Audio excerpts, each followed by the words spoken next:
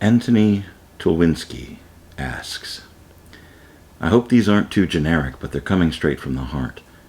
Number 1, do you have some sort of routine in place for when things get particularly tough to handle mentally? Number 2, what are some of your favorite films? Going to answer number 2 first. Among my favorite films are The Wrestler, which is pretty much up at the top of the list. Always top 1 or 2 anyway. It speaks to me in a very deep place. And some of the philosophy of that movie, some of the feeling of that movie mirrors a lot of my own life. So The Wrestler, right up top. A few of the classics, Dr. Zhivago. And I really love Dr. Zhivago because my mother, when I was very young, took me to see it in a movie theater. And she told me it was her favorite film. And then every time it would come on television, which was once or twice a year, we would sit and watch it together, and we'd have popcorn, and we'd share our emotions about the different things that happen in the film. It's quite epic. I love the original Ghostbusters, the first one, The Empire Strikes Back, because that was the very first Star Wars movie that I ever saw. I did not get to see the original when it came to theaters because my parents thought it was not worth my time. So I saw The Empire Strikes Back first. I very much enjoy the movie Rounders because cards and strategies and life, The Terminal, starring Tom Hanks. I really like that, and I can't really tell you why. I just find it a beautiful, funny, poignant film. And it makes me cry.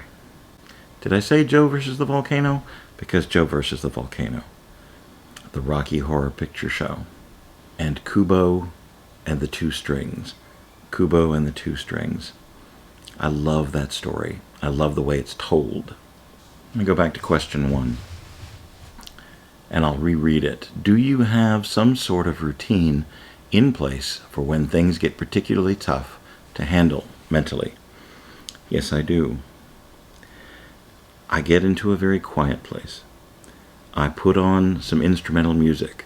For me, Miles Davis works beautifully to soothe my heart, to soothe my soul. I make myself some tea. There is a real art in making tea, and I discovered that while people were discovering sourdough bread, I was discovering the art of making tea. And so I will make myself some tea. Depending on just what my mood is, it might be lapsang souchong with Irish breakfast tea. It might be a nice lemon tea. And I will take my time, and I will focus my attention, my energy, into creating the drink, letting it steep, watching the tea itself absorb into the water, and the water, call it woo if you want to, but the water learning the flavors and the personality of the tea itself. And then getting into a quiet place. If there's sunlight coming through a window, I will seek that out. In the best of times, I would go out and find a tree where the sunlight was coming through and causing the green dappled light like trees do. And I would find that peaceful, quiet place. Not happy, not sad, just peaceful. And I would just be. I will take a book.